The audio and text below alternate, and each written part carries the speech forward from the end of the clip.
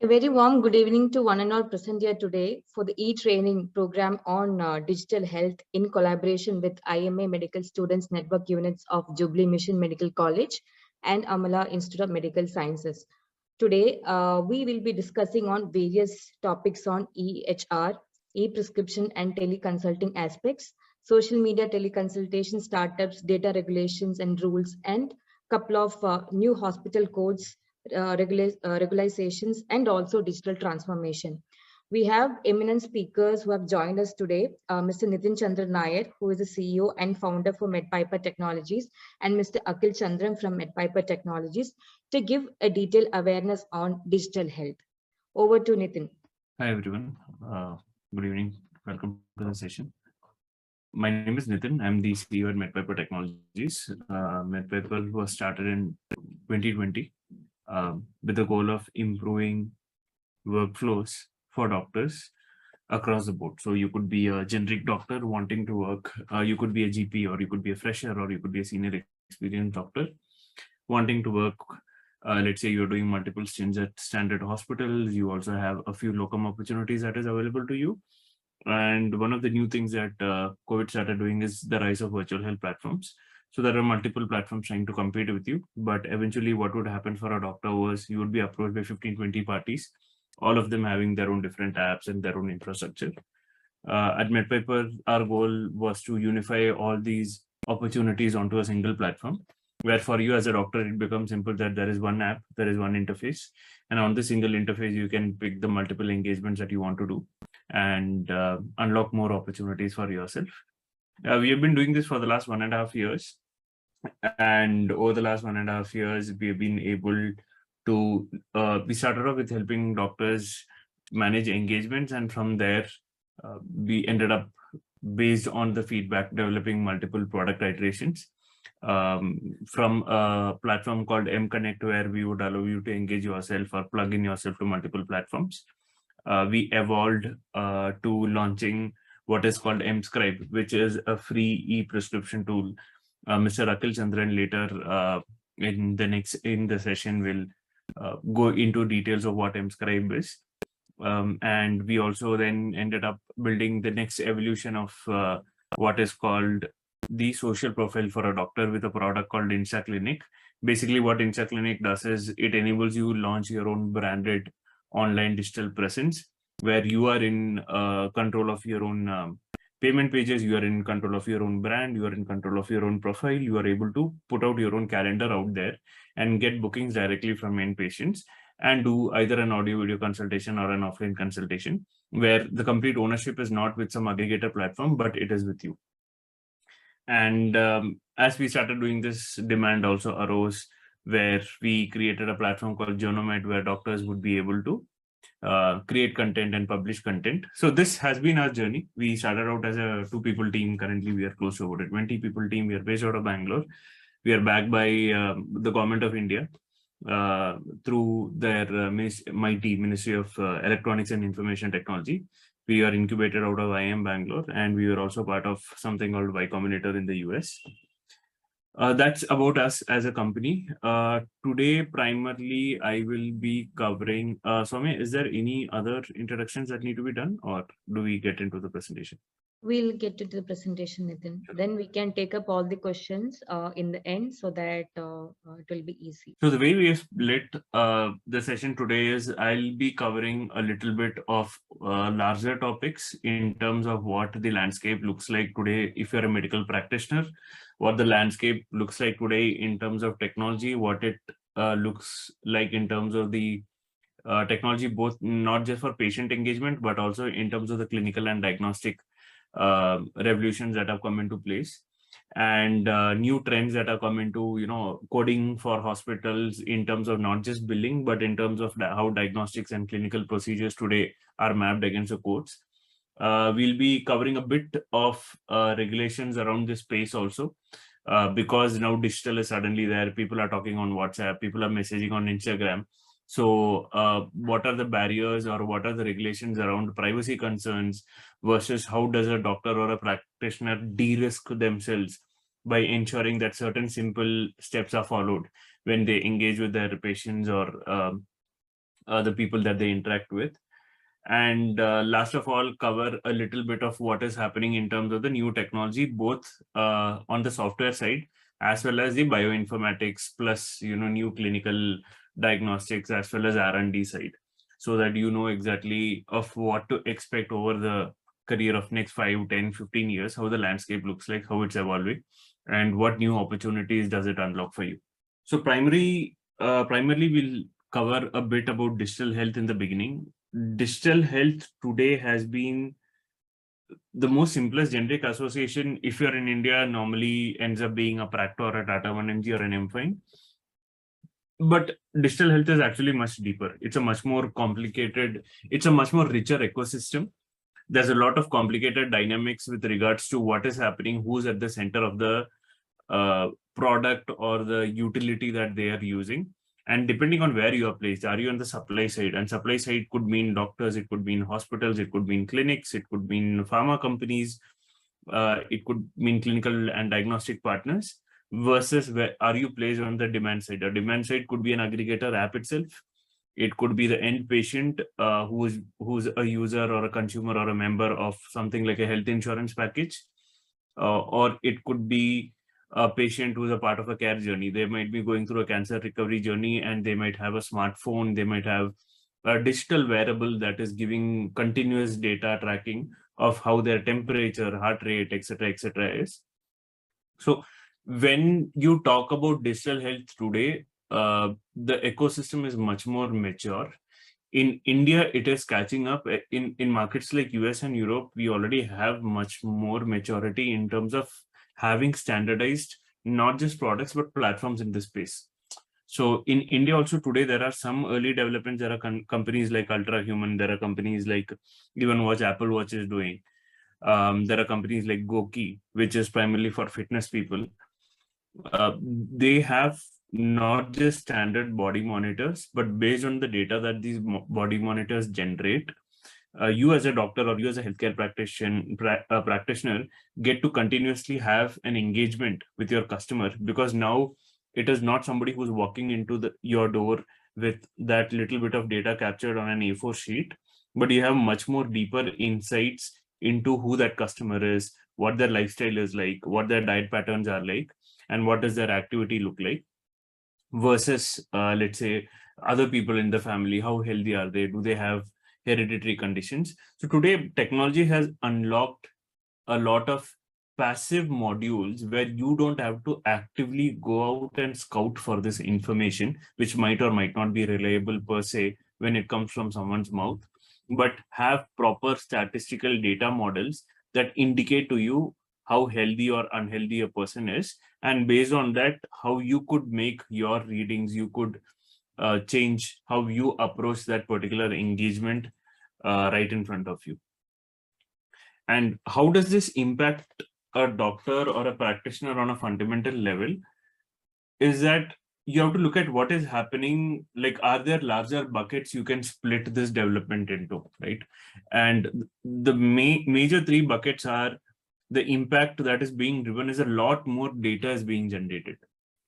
And this data could be generated not just from their wearables or, from the aggregator apps or from the social media posts that a lot of people put out, but also things called social determinants, right? Do they use an Apple Watch versus do they use something else, right? Does that mean that they might be people who are prone to going out and eating things like Continental or etc., and thereby make derivations that, okay, this is a customer who can probably go for a gene testing, and that can unlock more data for you with respect to saying that, okay, this is how that end patient is, and have a richer health record, and thereby then correlate it to, okay, do they have things like insurance, health insurance? And if they have health insurance, have they had prior claim history? And what does that look like? If they have, let's say, gone for a bariatric surgery in the last 1 year, but post bariatric surgery, I see that somebody's raised their hands. I think we'll open for question towards the end. Would that be fine? Yeah, we can take the questions in the end. Yeah. So as I was saying, health records and larger claims data. So you today not just have singular data points on who and what a customer or what a patient is, but also do they have a behavior of adherence? Do they have a behavior of ensuring that they comply with what the practitioner has suggested to them, right?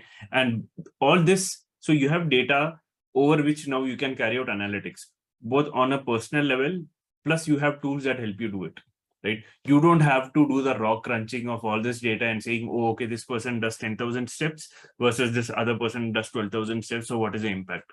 There are already systems that can tell you from a very simple graphical or a visualization point of view that, look, here is what the risk module looks like. So we'll crunch it down to a simple number that says on a scale of 0 to 100, this person is 80% healthy versus this person is 70% healthy, right?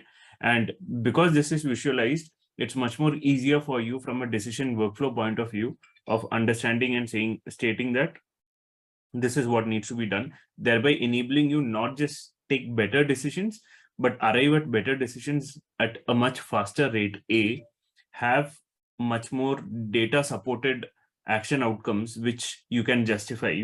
B, and C, reduce your personal fatigue. You're not spending a lot of time on repeatable items that can be automated, right? And as you consume this data, as you act upon the analytics, you not only create a personal decision pool driven by new knowledge that you acquire, but you can also aggregate, you can also plug and play yourself into multiple pools of knowledge databases that exist. So you can instinctively, based on a report that gets generated, look that, okay, 30% of my patients look like they have this particular irritable gut related issues. And could that be a function of their social determinants, or could that be a function of some environmental data that is playing into it?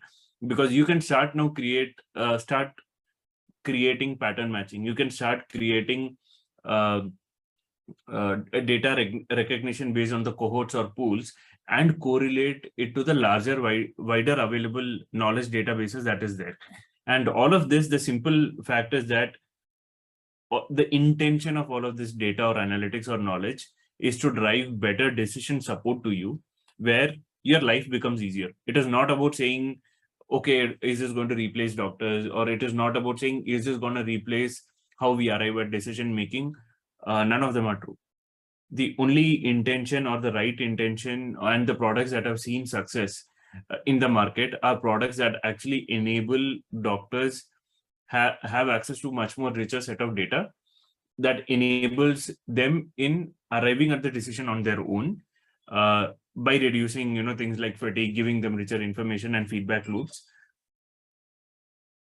And in terms of what problems do these immediately fix? I mean, India is a large country. You know that a lot of data systems don't talk to each other. Hospital 1 versus hospital 2 versus hospital 3 have different softwares. A patient might have just walked into you, but the last 2.5 years, he might have been going to a different clinic, and none of that data is now available to you. And you suddenly are expected to talk to him or her in 7 to 12 minutes and understand the problem and then give them a proper diagnosis or a prognosis based on that, right? Solutions are being created around that, even on a governmental level, because eventually all you have to do, or eventually the goal of both regulations as well as most of the innovation happening in this space, is to drive just three key things. One is better patient outcomes, the second is better patient experience, and the third is the understanding that to drive 1 and 2, the most important thing is to ensure that you have better informed doctors. Right? Because getting healthy is a journey. It is not a one-off monolithic engagement where you look at somebody, you look at their very limited set of. That is how healthcare has been working, and that is why a lot of like 20 years back, a lot of chronic conditions were just treated off in a very monolithic, segmented, or a compartmentalized way. Whereas today you have enough data, today you have enough knowledge resources where you can say that, okay, here is the chronic condition, and here is this as a function of the diet they do, a function of the activity they do, a function of the genetic factors.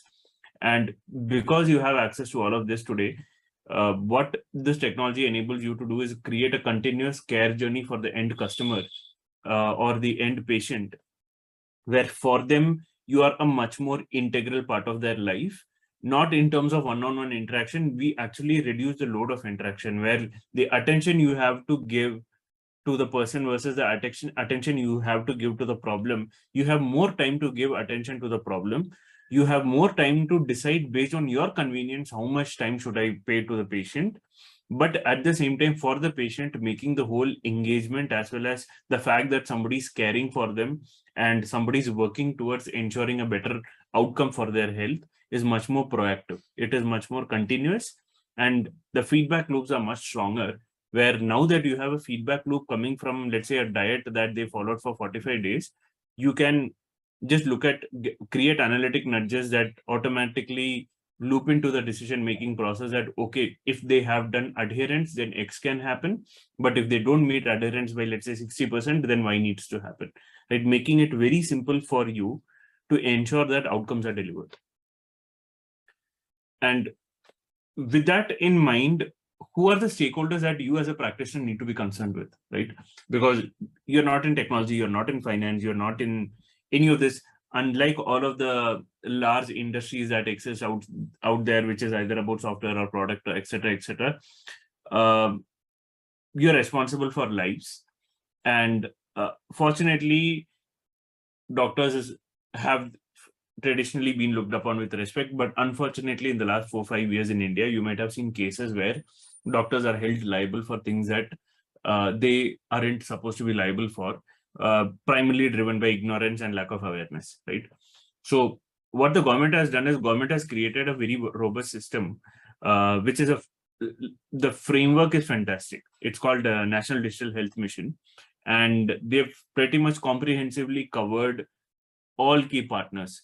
Implementation comes later, but at least in the structuring stage, in the infrastructure planning stage today, what the government has been able to do is stitch together all the key parties who are responsible.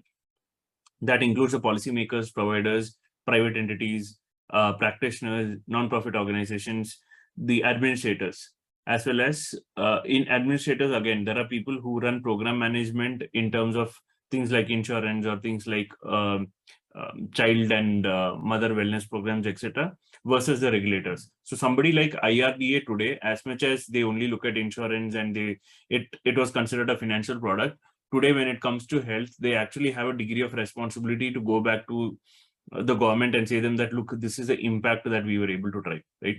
So in terms of the larger infrastructure that is covered, everybody from hospitals, labs, what you call TPAs and insurers.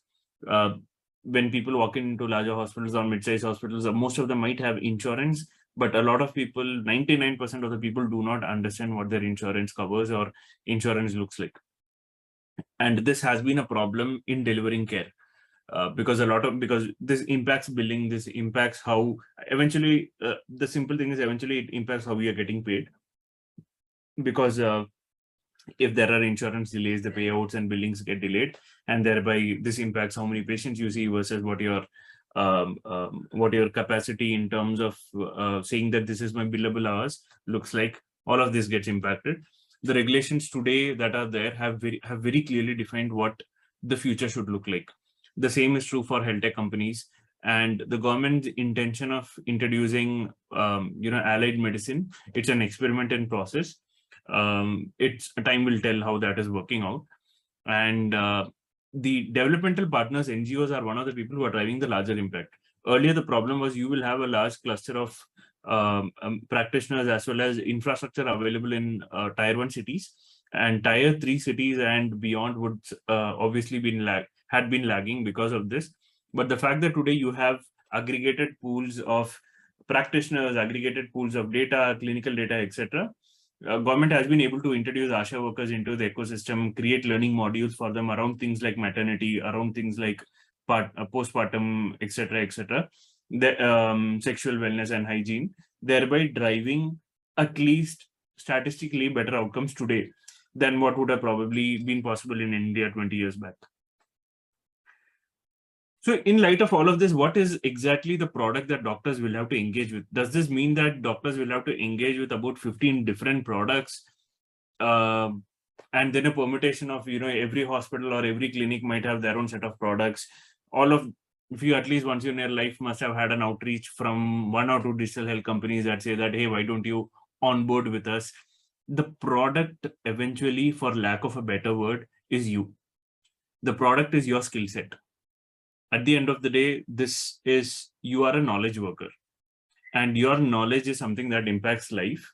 So the first thing that, in terms of saying where do you think this is useful for you, is to actually step back and look at where do you see yourself contributing versus where do you see what you have to be in the next 3 years, 5 years, 7 years, or 10 years. So today in India, if you just do a simple search of doctor online, the key thing is, if you see about 7 billion, that's 7 billion results that are generated in 0.6 seconds, right?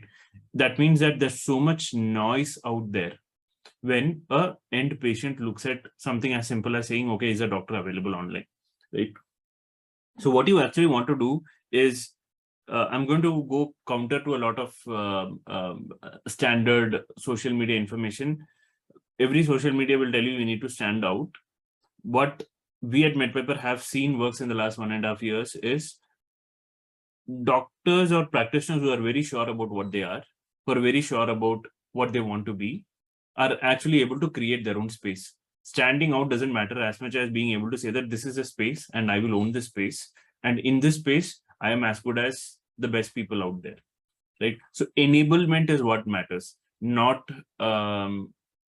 necessarily competing mutually, because at the end of the day, we are a large country. And even if tomorrow there is a 2x or a 3x rise in doctors, we are still not going to meet the demand. There is so much demand there. So it is not about saying, okay, let's put more keywords, let's do more social media, let's get onto more aggregator platforms. It's about saying, okay, this is what I am, this is what I'm specializing in, and this is my area of contribution. Once you have, or this is what I want to specialize in. Once you have those captured, well-defined, then today you have the tools that will enable you to position yourself in a way where people will naturally come and land with you. And if you search today, most people, so what I've showcased here is today, this is what people search. Today, a lot of people search is, can I do it online or offline? And what is it going to cost? And the sad part is, basically, when you look at it, they're looking at it as a commodity service.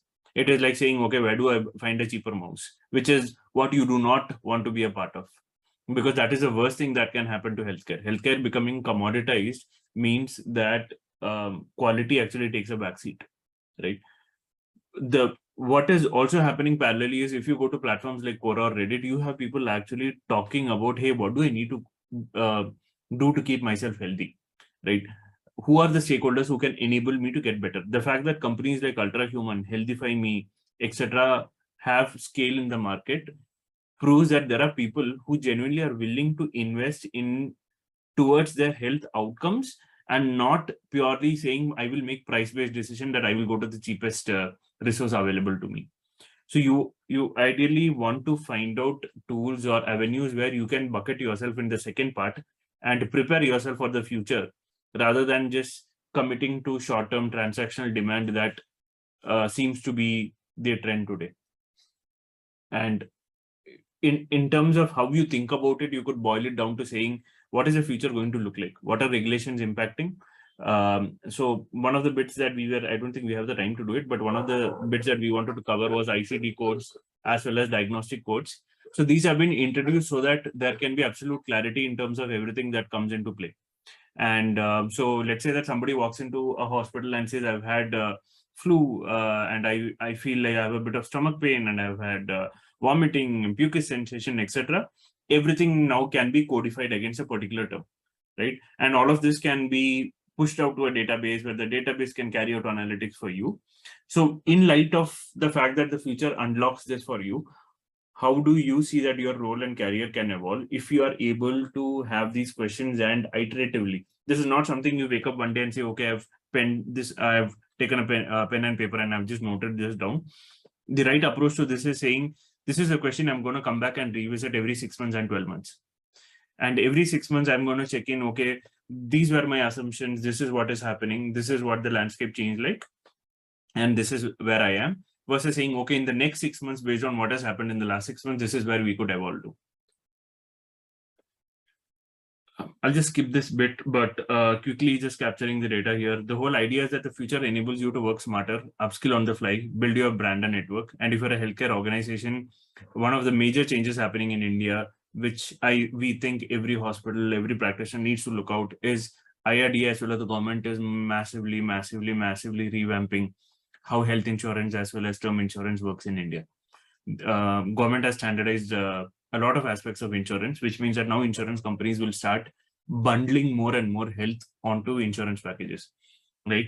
And streamlining ops and ensuring that so the challenge now is going to be if people are going to walk in with more insurance, more insurance and having more health offerings on their insurance, how do we streamline everything so that there's no chaos, right? And how do you ensure at the end of the day, we are all doing what we are doing also because we can feed ourselves as well as our families and ensure that our personal futures are also good.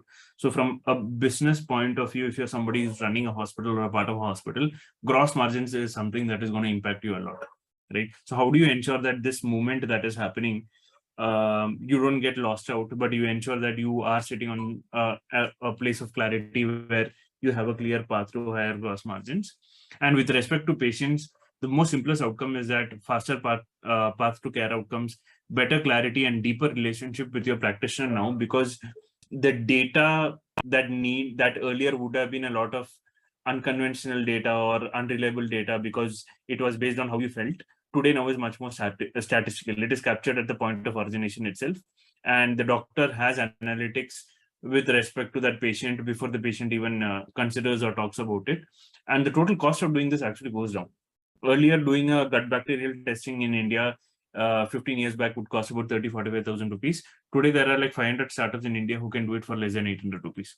Right. So technology has always driven down cost. Regulation in this space has always driven down cost. So how do you as medicos ensure you can tap into this as something which is an opportunity for you versus looking out of saying, okay, is this going to eat into it? It's a perspective shift that you will have to do. And we'll skip this currently.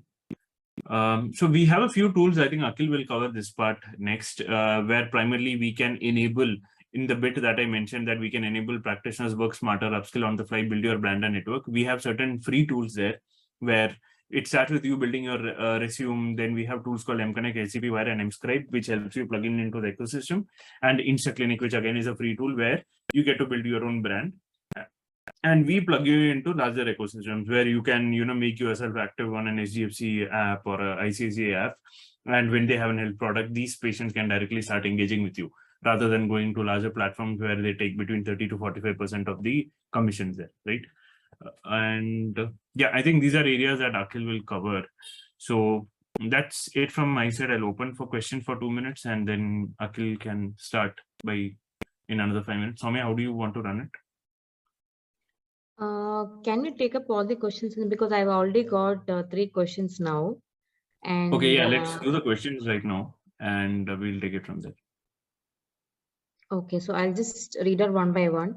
The first question is digital health understanding and preparedness of medical students in India, how we can equip.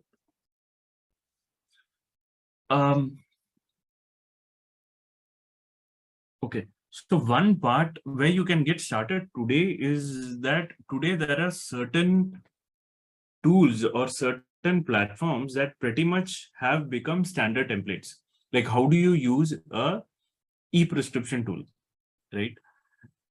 Because for somebody who is a software worker, it might be very easy, right? But for somebody who's spending 8-10 hours just studying medical topics, and then suddenly you say that, okay, here is an app and this is how you use it. And same time, patient data has to be secure. Whatever you do, your activity has to be tracked on the back end. Then there are new ICD and CPT codes. So one of the ways we can tackle this is we at MedPiper are looking at an initiative where for final year students, both in their UG and PG, there are enough free tools in the market. We will come in and we will be happy to provide a training session on basic simple tools like how do you use an e-prescription tool? How do you do a successful audio video teleconsultation, right? How do you ensure that you come off online or virtually the same way with the same sense of care and empathy that you are able to project when you are available physically in the presence of the patient. So these are something that has already been active, is already live. In India, we are one of the first companies to be able to push this. And the hope is that as things improve further, more and more companies start proactively reaching out to the student community in the medical space, and can provide the upskilling. In the interim, what anybody who is concerned about this can do is you can reach out to us. We do these sessions completely free, and we give free training, and along with it we give access to our tools for free to the people who are part of the training, right? So we can ensure that at least certain things which you need when you land up in the market. So you land up at a hospital like Apollo or Narayana, and then they suddenly will say, hey, you have to use ICD and CPT codes, you have to use EHR systems, without that you cannot start working. We can ensure that at least those areas are taken care of.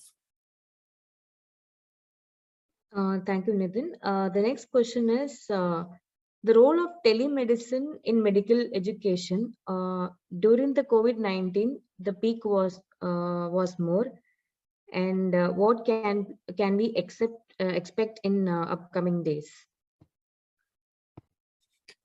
Telemedicine is a feature, it is not a solution. Telemedicine is useful if somebody is looking at engaging with a doctor as a part of a larger preventive or acute or chronic care, but there is an element where they just have to interact and update. Telemedicine is super useful there. And historically also in all markets, India, US, Europe, Australia, Japan, China, etc., telemedicine has worked where the interaction is one-on-one. But the minute, let's say that somebody says, hey, I have a pain in the lower part of my abdomen, telemedicine breaks there, right? So that is why we at MedPiper believe that telemedicine as a product, we are not even sure if it's a product. Telemedicine is a feature where it is an easier channel for you to communicate with somebody. If you have, let's say, a patient who has to come back to you after 3 or 5 days, where for you as a doctor, all they need is to take a follow-up call, there you can use telemedicine very effectively, right? Because you're avoiding footfall from happening at your center, and you can use this as a tool to ensure that your local operations in your clinic or wherever you're running your center doesn't get flooded up.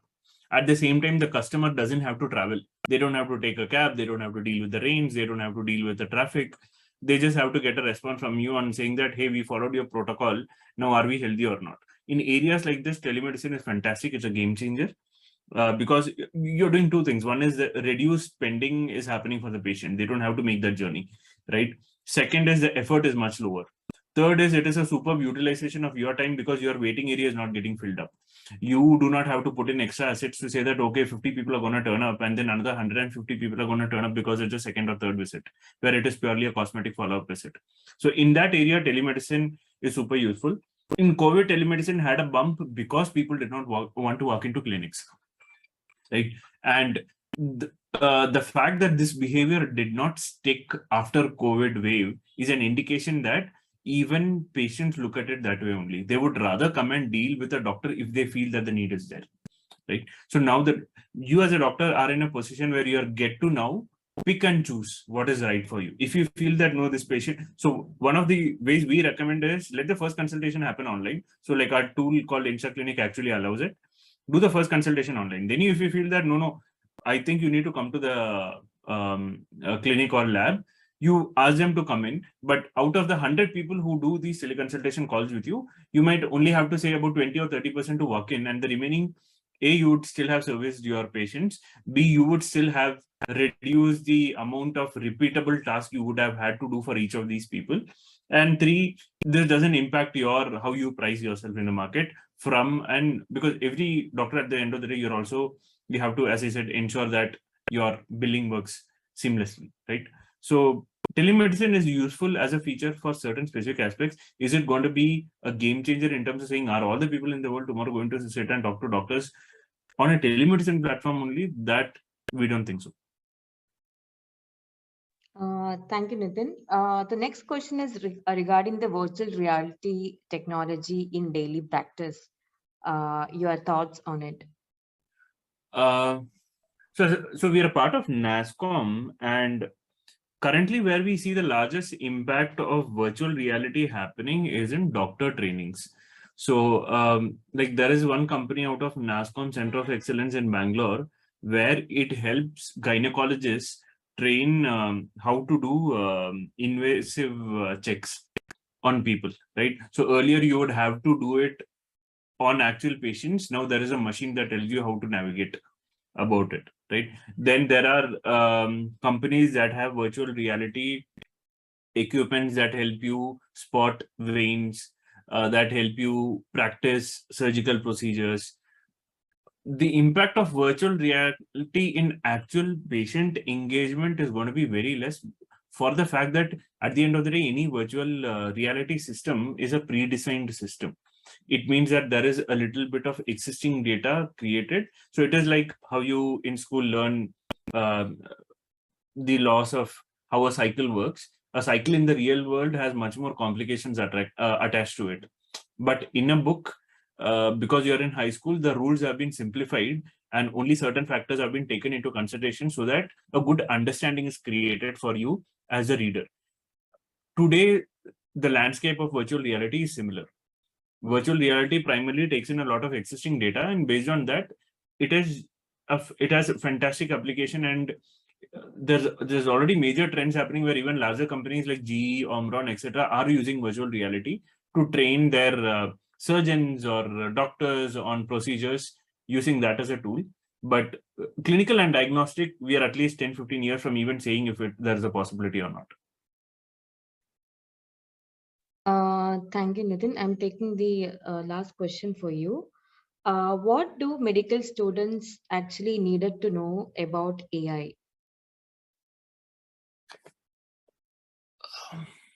So in the slide that I covered, the analytics bit, AI is super useful today.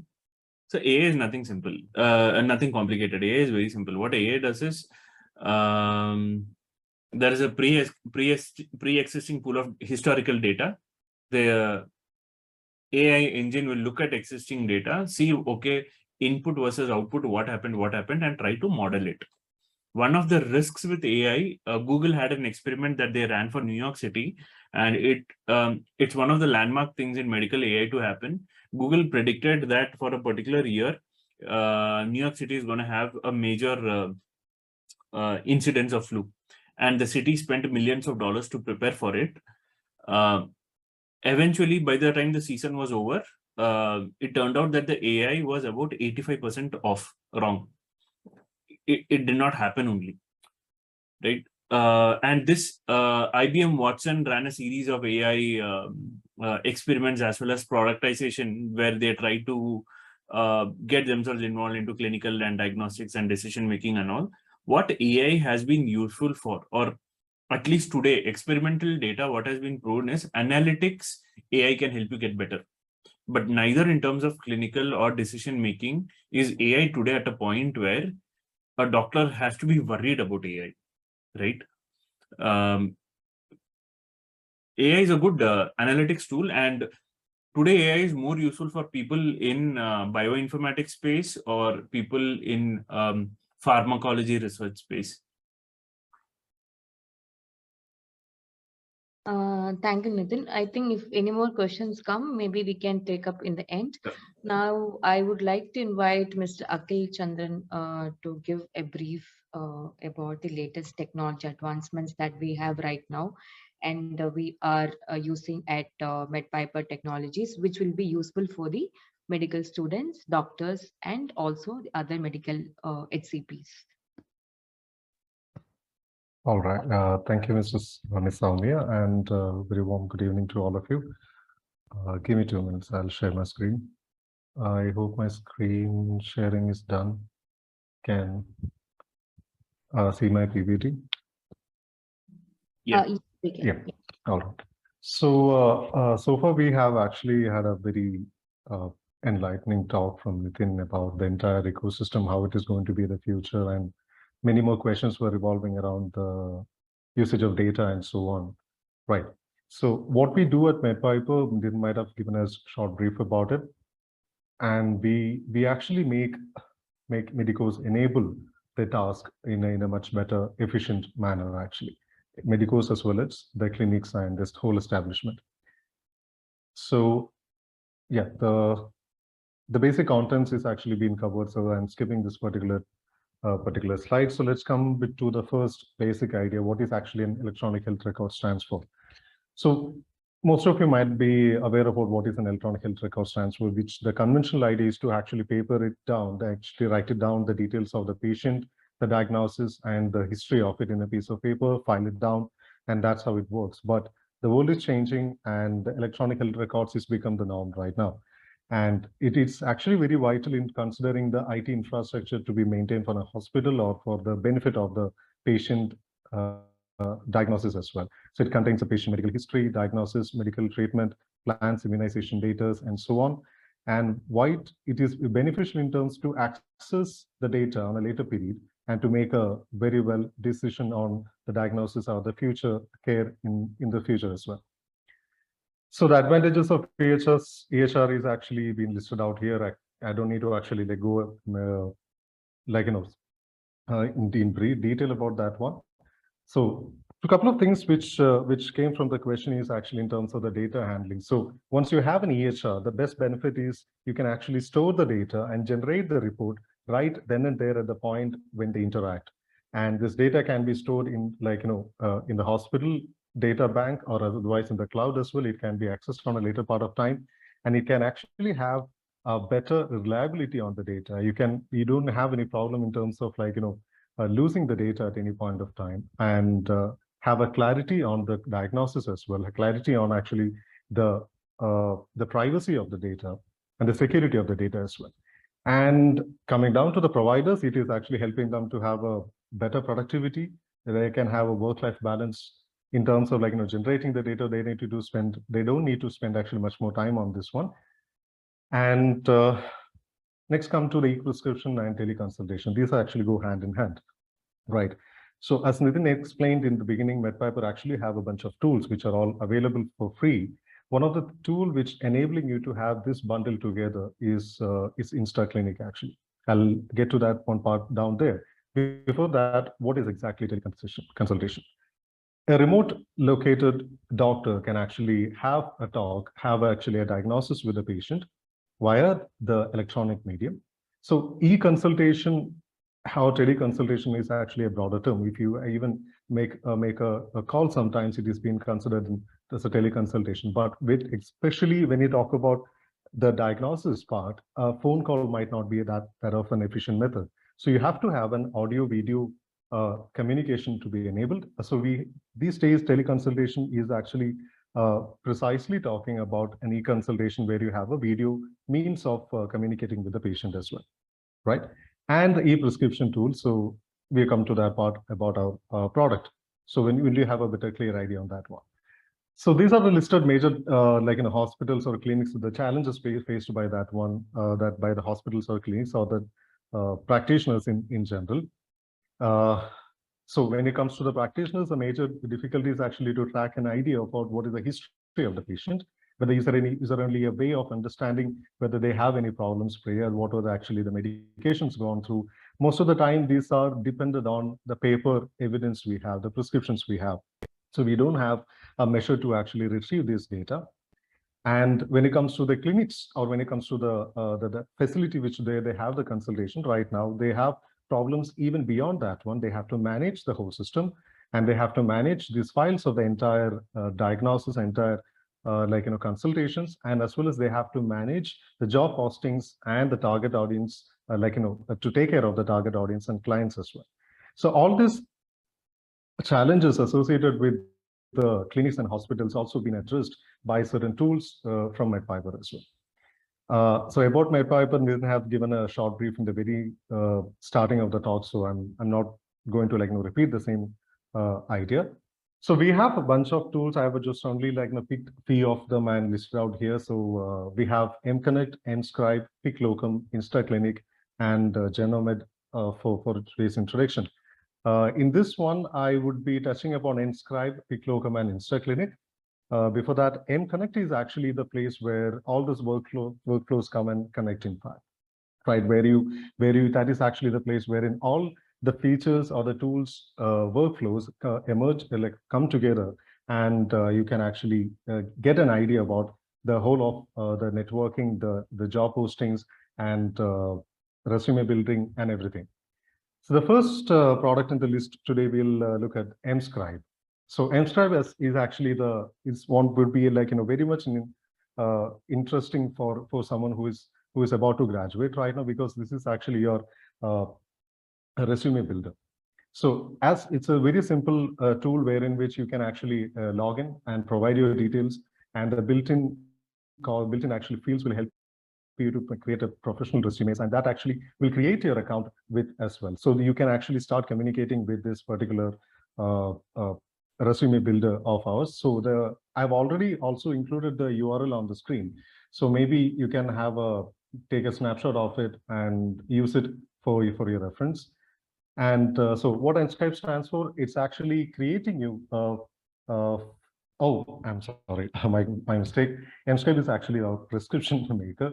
It's actually help you to make the prescription builder. So my talk actually gets started from mConnect, wherein you have a resume builder over there. And in Scribe, you can actually create the prescriptions, and it's a basic prescription tool. It's actually coming so free, and all the necessary columns, all the necessary fields are actually inbuilt in that particular tool as well. Right. So the additional features you get in this one is actually this HIPAA complaint, and the lower premium or indemnity insurance is also being taken care of in terms of this data being brought in the backend also. Next up, we have the product InstaClinic. So InstaClinic is actually the second bullet which I discussed over there. That is, you have your prescription maker plus the video conferencing tool. Right. So it's one tool which is free, which you don't need to actually download any particular app in your mobile or in your laptop, but you can actually use it just by logging in, and you can provide in your details, and you can start taking consultations right then and there. And what it actually enables you is actually to create a URL specifically for your name. And you can take this URL to take in the consultations, and you can provide this URLs in any of your social media as well. So imagine you're a doctor, you provide services, and you have a very strong social media channel or handle going on, but you cannot actually take up consultations through DMs, in fact, right? So you need to have a dedicated, secure platform which is enabling this e-consultation. For that, you can actually use InstaClinic. InstaClinic actually stands for that. It's a teleconsultation tool with e-prescription. And you can have a bunch of data analytics tools to actually help and track of your history and your consultation tracking, and your payment gateways as well. So it is coming up with the consultation, prescription maker, and a good amount of data analytics, as well as your payment gateway. You don't need to actually rely on any third-party payment apps to do that. It is actually inbuilt, and it is actually inbuilt with payment gateway. So it is enabling you to actually facilitate teleconsultation with ease. And later down, the last one I have to describe is Pick Locum. So Pick Locum is where it will be most useful for when you have a locum or hiring healthcare professional locum opportunities. So we know that in the beginning, Nitin has actually mentioned about when you have kind of like an emergency in terms of filling in an opportunity in a clinic or a hospital. So most of the time, this used to happen. This used to happen within the short network of doctors available within that particular area, right? You might text your friend, so there is a vacancy here, and that could be go for a shorter period of time. Would you like to apply? So this is where PicLocum comes in, or in terms of doctors or any paramedical staff or any other facilitators in a particular clinic. You can actually post the requirements in here, and you can actually apply for the requirements. And this most of the idea behind PicLocum started off to actually cater for the locum vacancies, but it is actually expanding to a serious long-term opportunities as well, right? So basically, it's actually providing the job listings and hiring made simple, and for people who are actually looking for shorter and longer in terms of engagements with clinics and hospitals, they can actually create a profile in PicLocum on user use our resume builder to actually, I haven't actually listed out that one that is in fact connected with your our Connect portal. So you can actually use your resume builder to create your resumes, and you can actually apply for the opportunities right here as well. Right. So also the first thing you may want to actually to start with, I mean, for the the fresh graduates, is to start with your resume. So you can take a screenshot of the URL on the screen right now. And if you have any questions regarding any of your tools or how to facilitate, how to get trained, as Nitin explained, if you're looking to get savvy on all these things, you may just contact us, drop in an email, or just ping us on that particular number. We can actually help you out with that. That's my brief introduction to the tools from my end. Thank you. Yes, thank you, Akhil. So we have 3 more questions to cover. So one is how an electronic prescription works, and do you provide training? Yes, we do provide training on, we do provide a basic training on how to use the tool. The simple funda of an e-prescription tool is that, let's say you are the doctor generating the prescription, then I am the patient. So you are supposed to get a copy. You are supposed to retain it with you for 2 years or 3 years based on the regulatory requirement mandated by the central and state government. And then I, as a patient, need to have access to that document in a copy. I need to have access to the physical copy. So how the e-prescription tool works standalone on mScribe as well as within InstaClinic is also that the patient as well as the doctor gets a copy stored in there. The patient gets an alert on email, WhatsApp, phone number with a hyperlink saying you can download your file here. And for the doctor, it's stored in your records forever as long as you maintain the account. Basic navigation as well as how to use the tools. We have our own documentation on help modules where it is pretty comprehensive. Plus we have a support team with whom you can reach out to and say that if you have any specific concern areas, you can get that ironed out. Thank you, Nitin. The next question is remote patient monitoring using EHR, how digital technology is transforming. Remote patient monitoring is interesting because there is today remote patient monitoring happening both for in-hospital, which is ICUs, etc., where inside the ICUs today, because finding resources are difficult, technology is replacing a lot of, technology enables a lot of real-time data alerts or raising, like if your BP drip needs to be changed or, certain alarms have to be triggered. That is one element of it. The second element is, let's say that somebody, what is called at-home care services. So in at-home, let's say somebody's had a surgery and then they're in the hospital for 1 day, but they still need another 5 or 10 days to recover. There is a subset of companies, Indian companies itself, who today have solutions that enable that, where the doctor can directly track them as well as track their vital stats. So it can be the doctor or it can be a nurse assigned to that particular patient or a nurse assigned to a pool of patients. That, okay, for all the people who have done surgeries in the last 1 week, between a particular time and time, the nurse's job is to just sit and go through, okay, what is their vitals looking like today?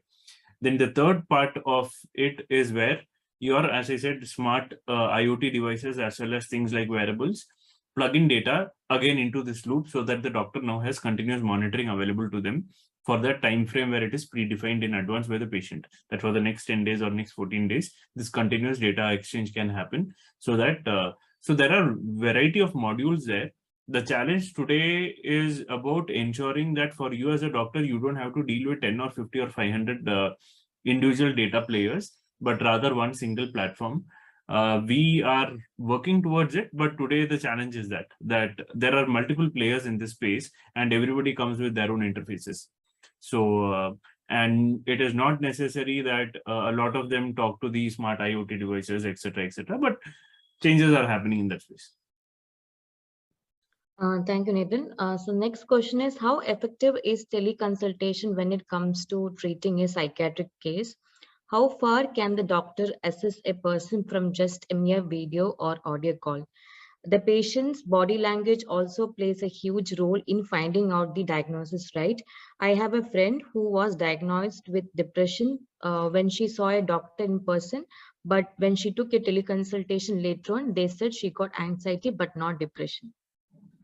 Correct. So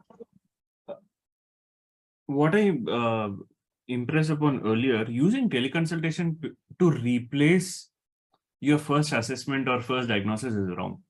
That's the wrong way to use the technology, right? So your friend who was a doctor, if she felt that, look, I'm not able to capture the body language properly, right? So then the next thing you can actually say is on the teleconsultation that, no, I think you need to walk in, right? Because somewhere technology has unfortunately created an impression that the power is not in the hand of the doctor when it comes to directing certain actions, which is not true, right? If you feel that that communication channel or that software or that technology is not giving you the right input from the patient, you always have the power to say, look, this is not working for you. And patients will listen to you. You just have to the mandate is on you, the onus is on you to ensure that you verbally put it out there.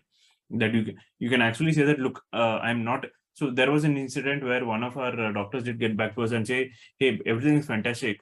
But, when people with tonsils come on a call, it becomes very tricky where, we have to ask them to switch on the flashlight and we have to show them how to use a camera. And a lot of people don't even, especially if they're elderly, sometimes the camera, because they have been talking to face, you have to, shift the camera from front facing to back facing.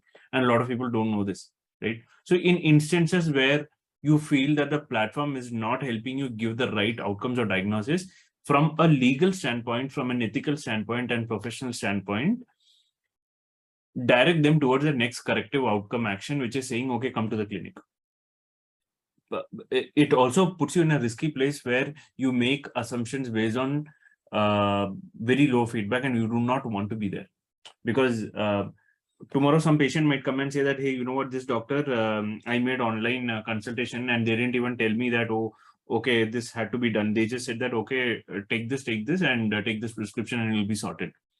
Today, it has not happened on scale, but take it in writing, in the next 2 years or 3 years, we will have 1 or 2 incidents where, because of the penetration of teleconsultation, one of these issues will come up, where somebody will make a small mistake, and unfortunately, the person who was trying to give the service will get blamed for it, for the fault of how the technology was used. It is not the fault of the technology, it is not for a fault of the service giver, but the mob mentality might always read it in the wrong way. Right. So the simple thing is understand that you are the owner of that conversation. You are the owner of that engagement. And thereby, if you feel that in that context, in that virtual environment, you're not able to give them the right attention and care, tell them that, hey, I think you need to go offline and you need to do it. Thank you, Nitin. The next question is, platforms like Piclocum works on first come first serve basis when it comes to providing jobs. If yes, isn't it a disadvantage to doctors who may be better practitioners but experience some sort of delay seeing the vacancy? First come first serve basis is a nature of locum and not a nature of the platform. That's how locum works. Like if there was a workflow where physically today first come first serve is not how it is done, then we can replicate it on a software layer. But we have not been in a place where generally what we have seen is people respond on first come first serve basis, because these are very need based intent, right? And because it is very need based intent, the nature of the person who's making the decision to do it on a first come first serve basis is also probably a HOD who's either a doctor or somebody. So if the community is willing to change and adapt and say that we are willing to do it, the platform obviously already enables it. Thank you, Nitin. Taking up the last question. I think the question is regarding the telemedicine for the practitioners in the surgical field. Telemedicine is not useful. No, it is actually not true. Telemedicine can be super valuable for surgeons, or we are not a big, like, it's even from a health tech company point of view, we are still seeing how it plays out. If you are aware, there are companies like Pristine Care and XYZ who give today surgery literally as a service, right? But when you're a surgeon, at the end of the day, you have certain medical obligations. Tomorrow, you do not want to be able to held responsible because a company decided to cut costs and ensure that this is the cheapest route available for the end patient. So one of the ways you can actually use it to our advantage is to ensure that follow-up check-ins, if somebody wants, make yourself available on telemedicine. So let's say that there is a surgery was done 3 days later, they have an issue and they walk into a doctor, and that doctor might want to talk to you, right? Of why a particular process was done, or you as a surgeon might want to talk to their doctor that what happened, or you might want to say that before I even entertain a surgery, or as a part of that post-surgical recovery, a certain engagement might want to be built in. The whole idea, why I said earlier telemedicine is a feature, is it is like it is a tool. It is like a smartphone. It is how you want to use it. So depending on what protocols you are building for yourself from a practice level, depending on what SOPs you are putting in place for yourself as well as for your peers or your institution with regards to your professional practice, you get to pick and choose where you want to plug in telemedicine. Right? You can use it for doctor engagement. You can use it for referral engagement. You can use it for, follow-up visits only, or you can use it for, post-surgical recoveries only. What the technology allows is that to say that there are no barriers on how you want to use it. But do you want to say that, okay, I will also give consultations, everybody? You can make a personal call that, no, I will not do it. Right? I will make myself as well as my teleconsultation service available only to people with whom I am comfortable in the context of creating a particular engagement.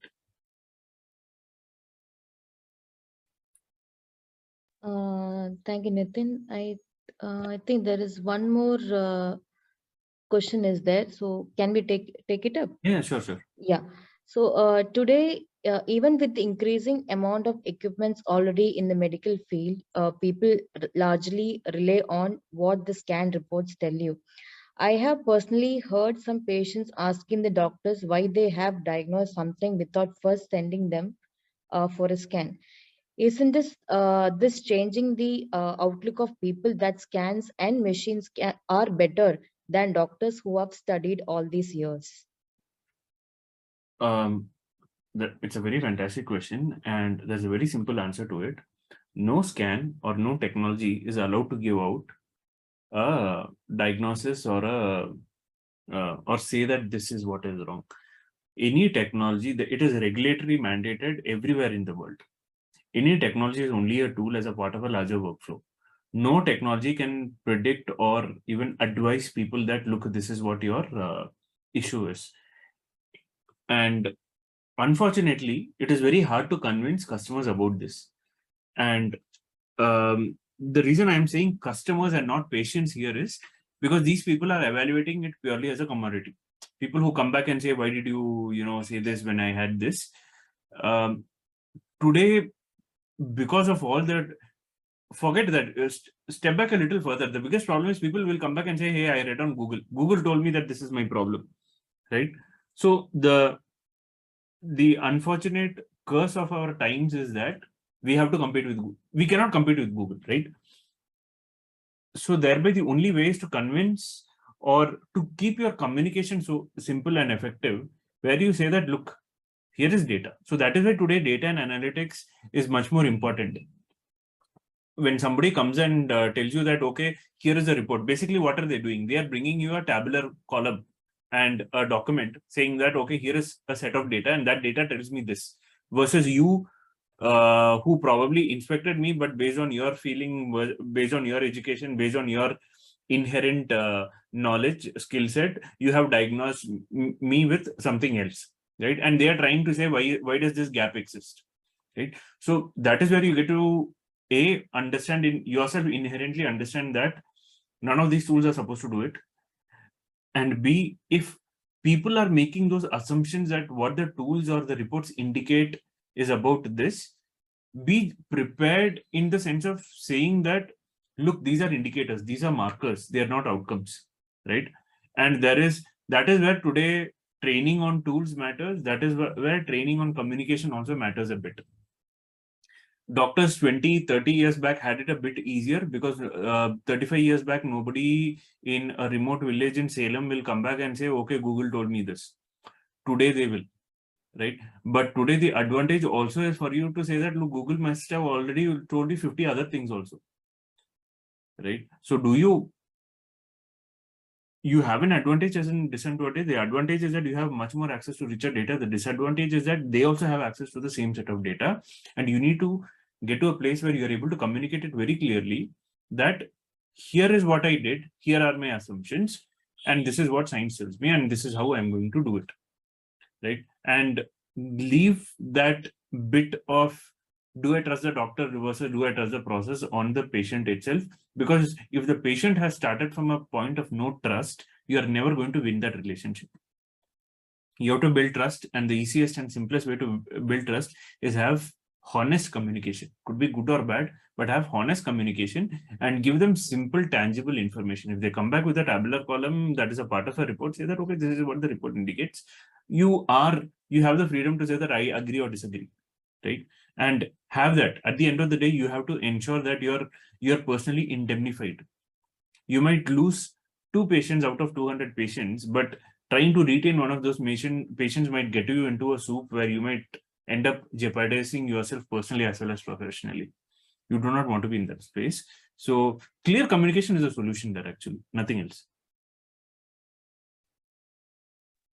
Thank you, Nitin. I think we have taken up all the questions relating digital health. We spoke about various platforms that we are using now. We spoke about remote monitoring, resume builder, and other aspects. So can we wind up the session today? Sure. If there are no more questions, I guess we'd be happy to. So I saw that there was a fair amount of questions on EHR tools and training. We'd be happy to give follow-up trainings as well as give an introduction to tools. If people demand it, they can reach out to Soumya, and we can set it up. We anyway run cohort-based programs, so we can do that both for Insta Clinic and MSkype. Yeah, maybe I can do a follow-up email or some sort of communication to the attendees. And let's wind up today's session. So on behalf of MedPiper Technologies, Dernomed and Insta Clinic, we would like to thank IMA Medical Students Network Units of Jubilee Mission Medical College and Amala Institute of Medical Science for giving us an opportunity to collaborate to give more idea on digital health. Also, I would like to mention a special mention for our academic coordinators, Jason Matthew and Nidhi Raju, for the continuous support. Thank you so much. Have a good night.